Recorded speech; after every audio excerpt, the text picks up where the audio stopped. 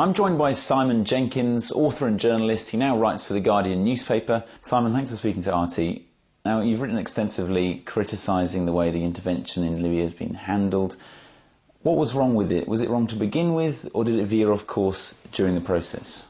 Yes, I don't think there's anything wrong with the way it was handled. I just didn't think it should have taken place in the first place.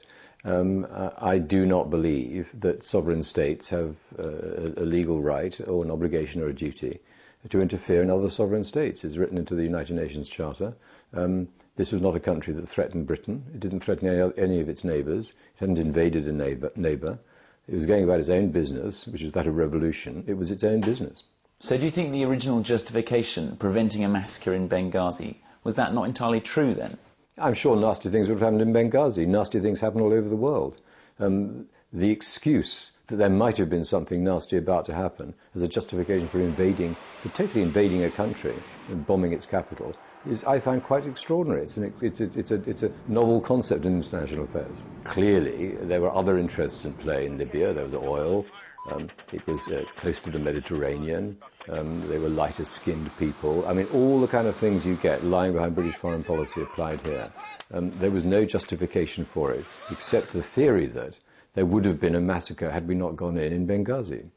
Those ulterior motives, things like the lucrative oil contracts that are now being fought over, do you think they were more important then than, say, preventing loss of human life? Well, I mean, if we're going to go in wherever there's a possible loss of human life, we're going to go invading countries all over the world all the time. I'm assuming, more than assuming, I think I know, there are mixed motives in all these interventions. We tend to intervene in countries where we think we might win, which is not a totally moral attitude. We tend to intervene in countries where we have some interest, in this case oil. We tend to intervene where I think there's almost quick glory to be had, as was the case, I think, in Iraq, and clearly was the case here. They're always mixed motives, but I think we always need to examine our motives and ask ourselves a simple question: are we going to do good rather than harm? In this case, it seems we've done good, but that was by no means guaranteed. The fact of the matter was, it was not our country. Do you think it's gone to plan then? Clearly they thought they were going to get quick glory. It did last a bit longer than they thought, but it's not over yet, is it? Well, I mean, they came close to panicking. I mean, they thought bombers could do the trick. Bombers can never do the trick. They said they would do the trick in Baghdad. They didn't. They said do the trick in Belgrade. They didn't. Bombers never do the trick. After a few months of it clearly not working, they decided to put in what is effectively ground troops. And special forces went in all over the place. They did what I think probably they should have done at the very beginning, which is say, look, we want this one over quickly. It'll be over quickly if we go in with ground troops, as was the case in Kosovo. And eventually, after 6 months, they did indeed win. There's no good pretending this was done by the Libyans. This was done by Western forces. Britain's role in this, as you just mentioned, they had special forces on the ground. Will we ever know the full extent of that? Because it wasn't even legitimate in the first place, was it? Well, I mean, we wrote the UN resolutions concerned. I mean, this is entirely our doing. I mean, we decided to do it, then we found reasons for doing it. We decided there was going to be a massacre in Benghazi. We decided we needed a UN resolution written in a certain way. We claimed to be going in to protect civilians. Well, we ended up bombing them. I mean, all the things that were done with the intention of justifying a British-French invasion of Libya. I'm assuming that we'll know much more over time because all these special forces will start writing their memoirs, as they always do. The mission creep we're seeing here, was it planned, do you think, or is it just an inevitable, unavoidable consequence of intervention? I think it's a very difficult question, mission creep. Invariably, when it happens, and the great case was in Bosnia, people say at the beginning, we won't let this happen. We are only going into aid, humanitarian relief, or whatever it might be. In this case, we were only going in to save the citizens of Benghazi from what was claimed to be a huge massacre. It would have been a pretty unpleasant thing, there's no question about that. But at the back of everyone's mind, which is why the army was so reluctant to fight Libya, is the knowledge that mission creep always happens. You cannot control the situation on the ground, you don't know what's going to happen. You've got to be prepared for the worst, because the worst is what usually happens. Now, in this case, it was looking a real mess until the very end. At the very end, we've got special forces surrounding Tripoli, and they didn't just get lucky. I mean, they used main force. They were using helicopters. They were using British weapons to bash through walls and everything. In the end, we did what we probably should have done at the beginning, which was make sure we were not going to lose. When David Cameron and Nicolas Sarkozy visited Tripoli recently, they were given a hero's welcome, people cheering, chanting their names, wanting to shake their hands. Do you think that was awkward for them, or was it something that they wanted and expected? I think it was just totally ill-judged. I mean, it was clearly a triumphal visit. It's very soon to have a triumphal visit when the enemy's still alive. You can't pretend it wasn't triumphal. It was triumphal.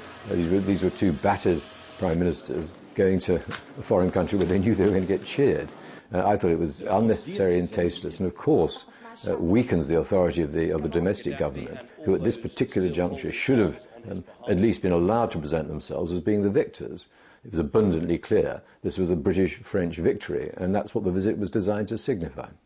And what does that mean now? Does that give them a responsibility that they might not be able to meet? I think it does. I think the British and the French now have a very strong responsibility to make absolutely sure this does not fail. That may well mean sending in troops.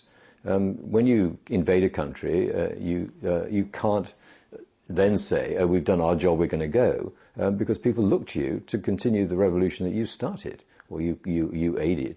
I just don't see how we can abandon Libya if as is at least possible, possibly even probable, anarchy breaks out.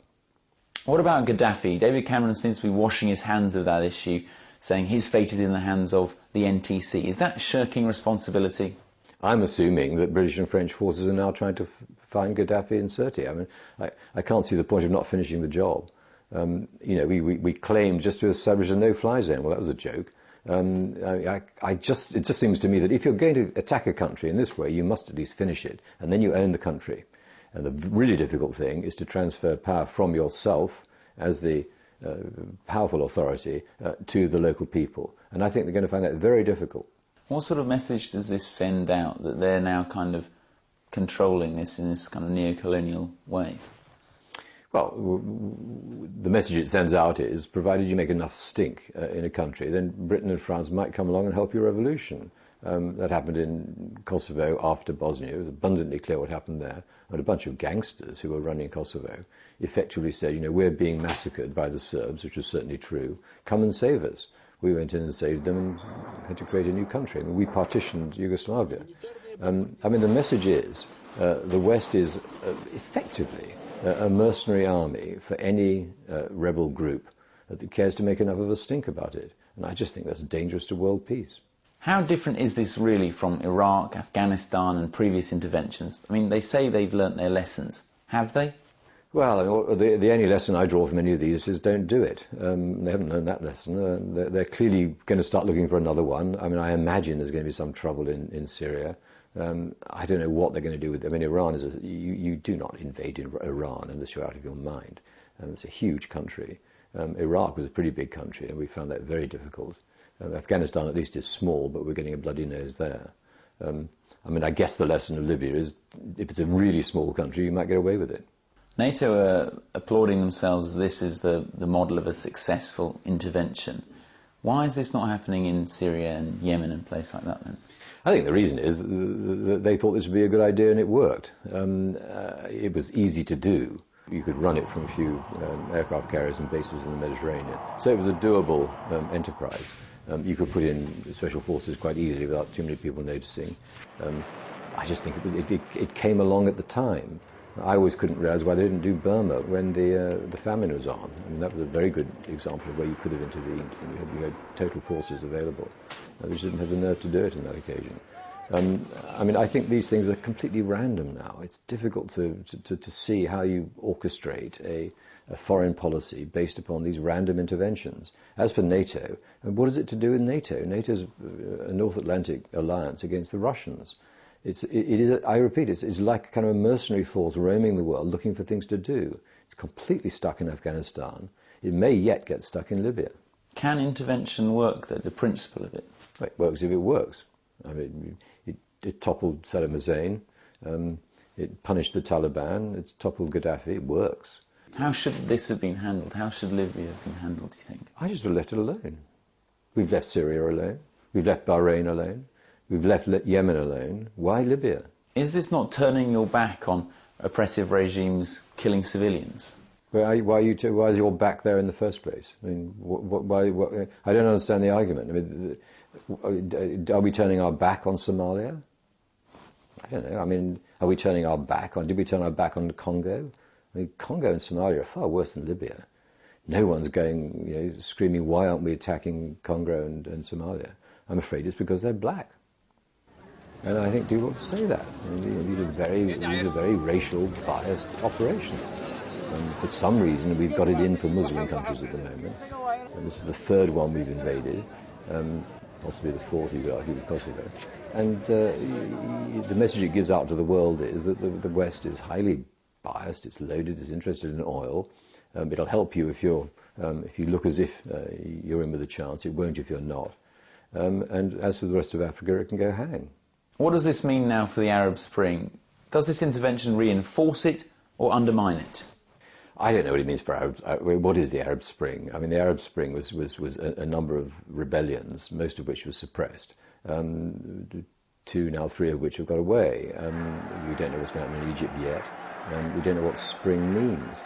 It could well be that Morocco and Bahrain are better off through not having toppled their governments, but having forced the government to reform, than the ones that did topple the government. I just don't know. All I know is this is not my responsibility. There is no British Empire anymore. We are not charged by the electorate or by the world to go around invading other people's countries because we don't like their regimes. It's just not our job. Simon Jenkins, thank you.